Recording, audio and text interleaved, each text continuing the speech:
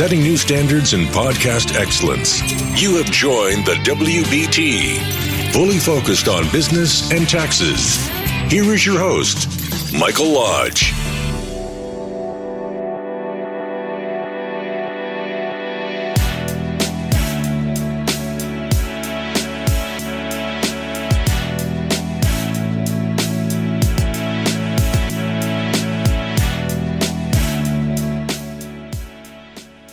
And good morning. This is a Sunday morning. I'm glad you have joined me. It's one of those Sunday mornings that you wake up after you've watched cities burned and you've seen communities be so damaged. That you wake up and you say, what in the world can I say? What can I do to make my community, to make my country a better country? That's the question we should be asking ourselves, in our hearts and in our minds. And then what we should be doing is saying, God, I place my life into your hands because there's destruction in this world, there's destruction in my neighborhood, there's destruction in my family, there's destruction in my community. Speak through me. Speak through me. A few years back,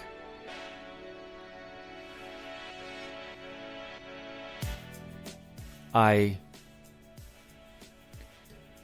had my business practice up and running in Los Angeles, California. And a friend, Zinzi Mandela, came to me and said, listen, we want to put on a boxing event for my father, because Nelson Mandela was still alive at that time. We want to put a 91st birthday. We want to have a big match in South Africa. And at that time I was working with, one of my clients was Manny Pacquiao.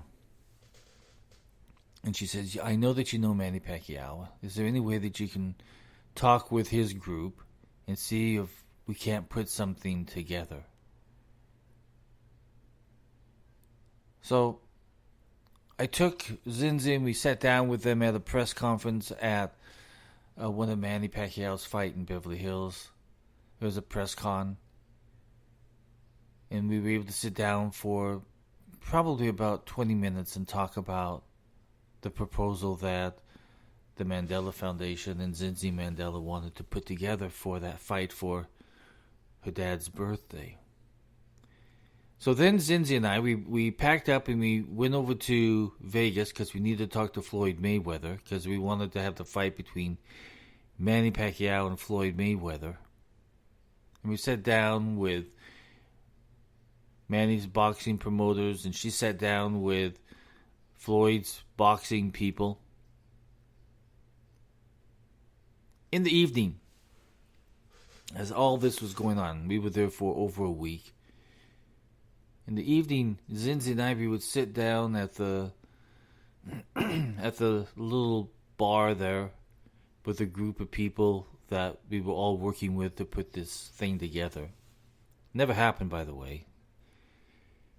We never got it to the end because of, there's always politics in boxing. But we would sit there and we would talk. And one of the questions I asked was, Zinzi, how did you feel when your dad came out? And she says, Mike, listen, that's a whole story. When my dad came out, I was ready to fight for him, because when he was in the prison for all those years, I was outside fighting for justice. I was fighting for the freedoms of the African people. She was fighting every single day. She was her father's warrior. So when her father got out of prison and came home, Zinzi was thinking, okay, we're going to continue this fight. And it was a fight. It was a fight to regain the ability for black Africans to have the same rights as white Africans. It was a fight. And she fought it well while her father was in prison. But when Nelson got out, he told Zinzi, listen, we have to change. We have to begin to mend fences. We have got to be able to speak clearly our position on what we want for the African people. We have got to better our communication. We have got to reach across and talk to these people who used to be our enemies. And that's what he did. Now, Zinzi was kind of upset because she thought the fight was going to continue on. She was going to get her grenades out and she was going to protest in the streets and she was going to do everything that she had been doing. But Nelson said, no, daughter. We now have to mend these fences. We have to win over the heart of South Africa. So that's what Nelson did. Now we all know the story because Nelson then became the president, probably one of the best presidents that South Africa ever had. He had a clear vision of where he wanted the African people to go. Together. Blacks and whites together. Zinzi is now the ambassador to Denmark. Very proud of her. And she has done so much in her life. But it's because the direction changed. The message changed. How they worked things through together with other people. Even though that they had been enemies at one time, they sat down at the table and worked things through and brought the people of South Africa together when Nelson Mandela was president. So I look at today's violence that we see in our cities. We see individuals who were trying to support and gained the recognition of what happened in Minneapolis to an innocent black man who was murdered by a bad cop. And there were people who were standing there and they were protesting, which is the right to do in this nation. But then what happened is that anarchy took over. Individuals came in who wanted to go in a different direction. They no longer wanted to talk about change or positive change or working things through or demanding the rights that police officers be convicted. That message changed with anarchy. Individuals who wanted to do harm to communities where people need help in. We saw the videos of individuals saying, where am I going to shop now? How am I going to buy my medication? Because anarchists had gone through and destroyed those stores. Those very stores that created jobs. That provides care and medications to individuals in that community. They burnt them. They looted them. The individual who had saved up his life savings to start his own restaurant and bar, and it was completely destroyed. Even as they stood in that place that they had built, people were coming in trying to steal stuff, trying to steal their money, trying to steal their food, trying to steal even the safe that had nothing in it.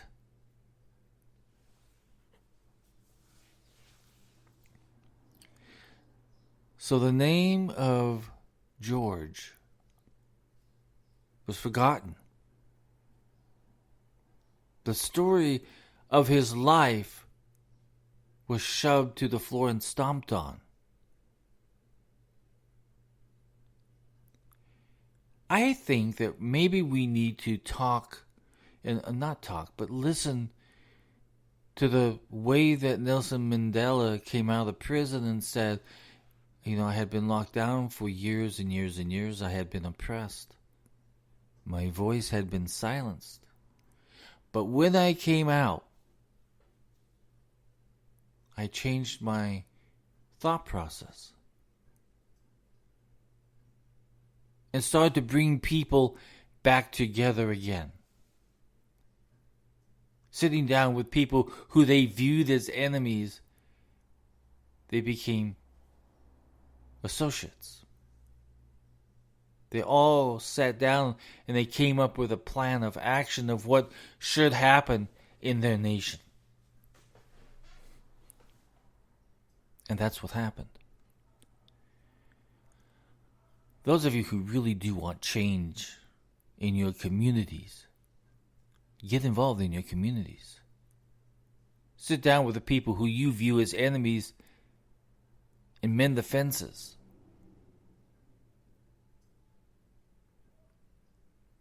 Shake hands and agree to something that can be done to make real change in your nation, in your community, in your neighborhood, or even in your family. Be a Nelson Mandela that says, okay, I have got to reach out and I have got to convince them that I really want change peacefully. I really want an America where I can sit down across from people and we can speak freely, honestly, and we're going to walk away from that table as friends.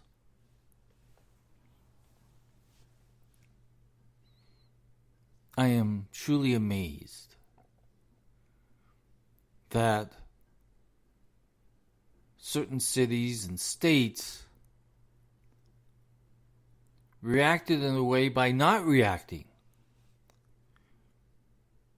I am amazed in this situation that I do not hear the voices of the clergy, of the black leaders, of the white leaders, wanting to sit down and start change. I am surprised that the rule of law is being ignored because people are afraid to offend. Politicians do that. They will make you promises at the very beginning that they are going to support and uphold the law and the Constitution and they're going to protect you. But when something like this happens, they run and they hide and they become silent. They no longer support the laws. They no longer support the rule of law. They no longer support the police. They go into hiding. And everybody's able to run rampant and create harm. You see, in a society like ours, there has to be a legal structure that we all have to respect. But we're not going to get to that point unless you and I sit down and get some understanding of exactly what's going on within certain communities. That dialogue has to start. If you have been angry about what has been happening, extend your hand and say, hey, listen, can we sit down? Let's talk. I've got a cup of coffee. You get a cup of coffee. Let's get a notepad. And let's talk. I'm a mediator by profession. And that's my job, is to get sides who have opposing views to sit down and come to an agreement together. Become a mediator. Become an individual who will listen, who will guide, who will work together in getting both sides to come to an agreement, an understanding, peacefully, respectfully. But if you're going to go through the streets burning and shouting and attacking people and hurting people, you have no message. I know the message of the individual who wants to protest and shout the name of the dead man and how he was hurt by the police, by that police officer. I understand that. We were all in agreement. Around this nation, we were all in agreement with that. Even to this day, we're still in agreement for that, but we have forgotten his name now because anarchy has taken over and evil has taken over and destroyed his name, disrespected his name. Now we say, George who? Because we see anarchists running through the streets, destroying our neighborhoods, our communities, our states. George who? That's the question that we ask today. George who? Because we have forgotten his story. Because evil has taken over. So what do we do? Well, the first thing is that we don't lose our faith in our nation because we are good people. You and I are good people.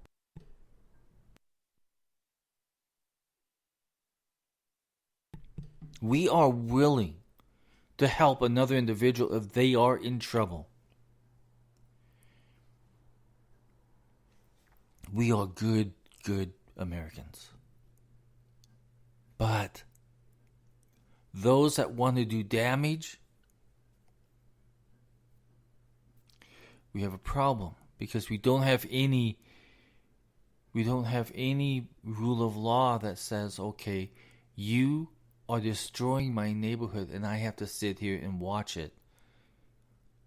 Every single one of us should be reaching out to our governors, our mayors, our cities, our local police departments and saying, please help do your job. Do what is right. Because I'm doing what is right. I am obeying the laws. I am remembering an individual who was killed by one of your people. We understand that. We are all in agreement that that was bad, but we need help right now in our community.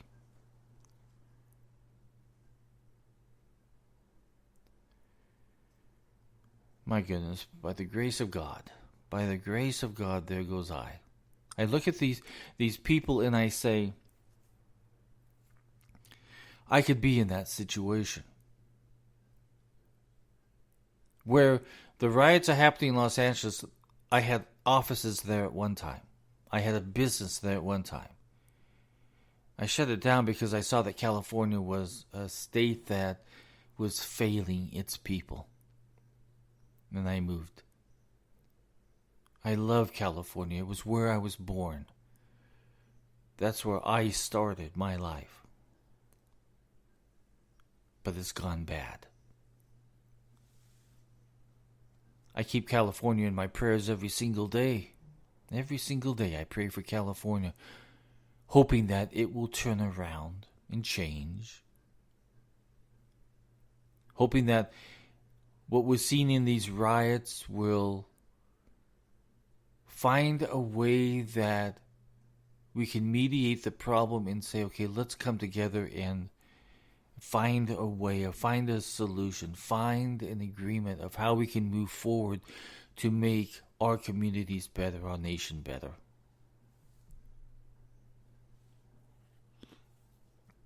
But we can't disrespect the rule of law.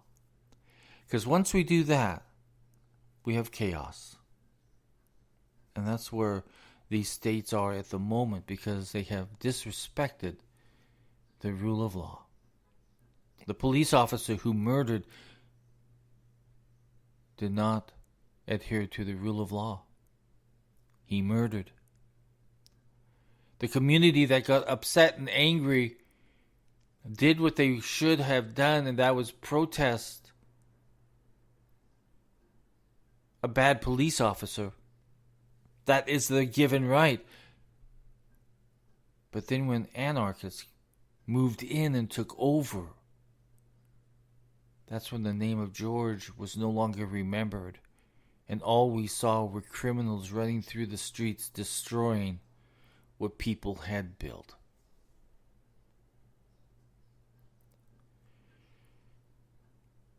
So I ask of you today, become a mediator. Begin the communication process. Sit down and start working things out.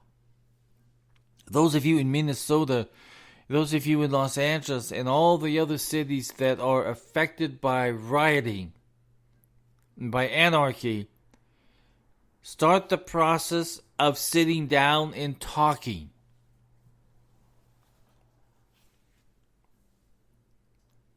Do it on the streets. Do it in the parks. Do it wherever you need to be. But begin the communication and understand that the process and the rule of law must be supported. Not fought against, but supported. And if you feel that there are injustices, talk to those individuals and tell them how you see the injustice affecting your community. If you say nothing, nothing will get done. But it takes peacefully, respectfully stating your position.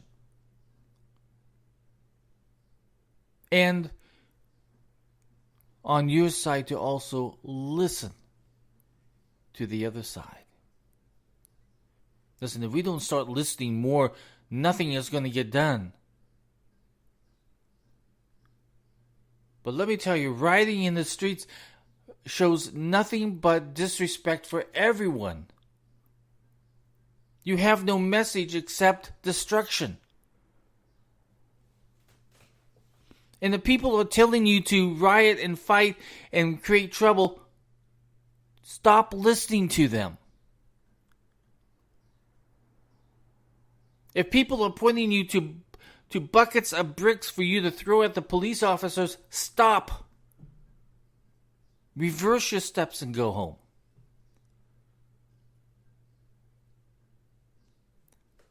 But reach out. If you really truly feel there's injustice, reach out to your local police officer. Have that dialogue, that conversation. Get your community groups involved and begin the conversation of injustice. If you really feel there's injustice, begin the process to heal.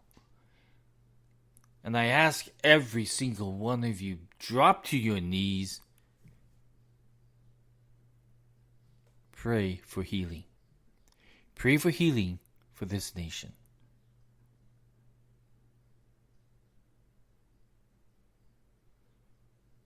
I want everyone to go out and have a great Sunday. This is a day that we normally celebrate with God in prayer. Pray for wisdom. Pray for strength.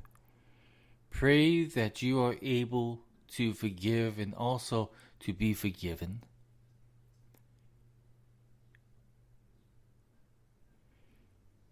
Pray for your nation. Pray for hope. Pray for change. Let it spill out from your hearts and your minds to God of what you want.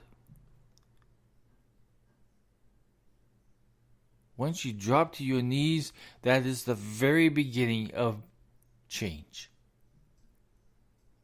Once you pray for someone else besides yourself, once you pray for your communities and your nations, you have taken a big leap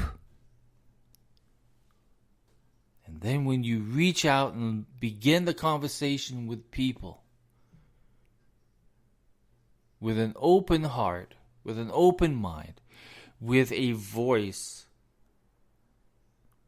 that is at peace and wanting peace, we can do such great change in this nation. But it starts with you. And it starts with me.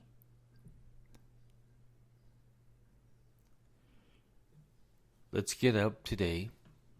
Let's face this great world that's in front of us. All the possibilities, the potentiality, the promises. And really work at achieving a peaceful solution within our communities for change. You guys are in my prayer every single day. I want you to know that. This nation remains in my prayers. And I start today by praying for change. Praying for possibilities. Praying for new opportunities for everyone.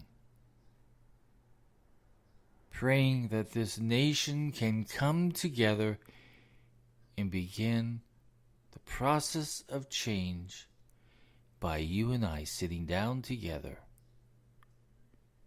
and talking out the problems. Everybody, have a great day. Let's close this now with just a prayer. My Heavenly Father, I come to you because you're my Father God. I ask for forgiveness of myself, and I ask that you will help within each and every single one of us to forgive. Help me to forgive. I pray for this nation. I pray for our communities. I pray for our families, that we come together and unite, that we come together and we begin the communication process for change, for good change, for moral change, for ethical change.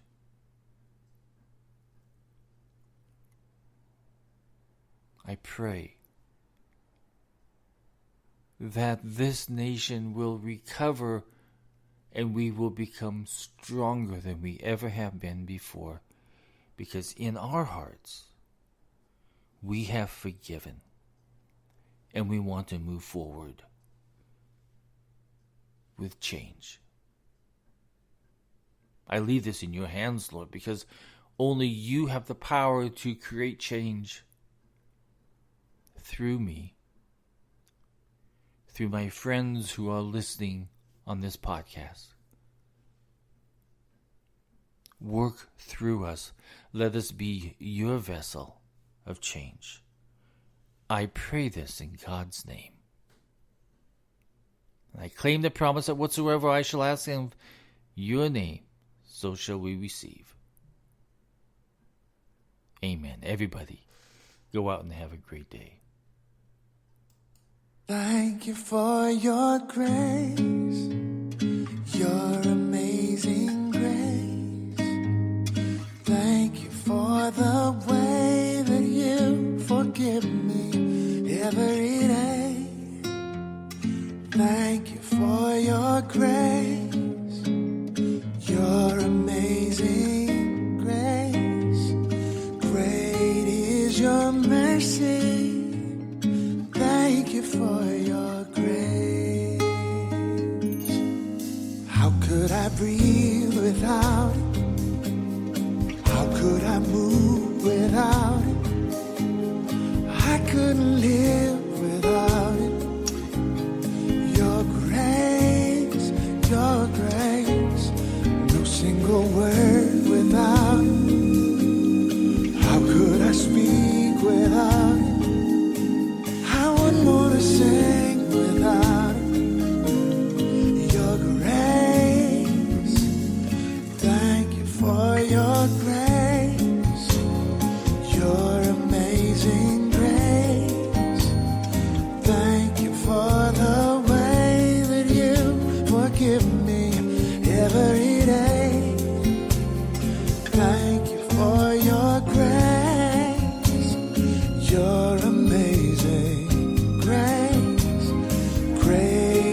is your mercy.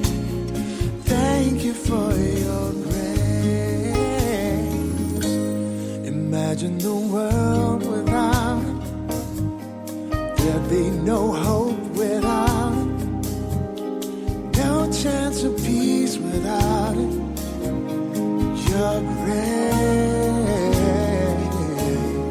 Now that I understand it, by everything demanded, no longer take for granted the everlasting saving power of grace. I know I don't deserve. Oh, grace that Calvary reserved for me. Oh, grace that takes my breath away. I lift my hands to worship you, so let me live to worship you. Thank you for your grace, your amazing grace. Your grace.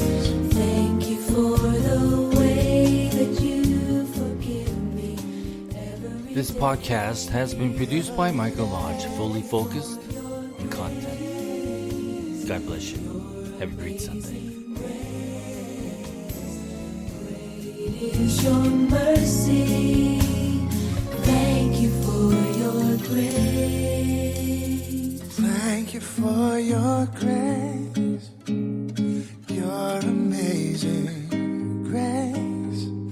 Thank you for the way that you forgive me every day.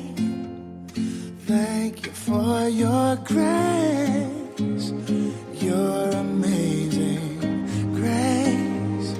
Great is your mercy. Thank you for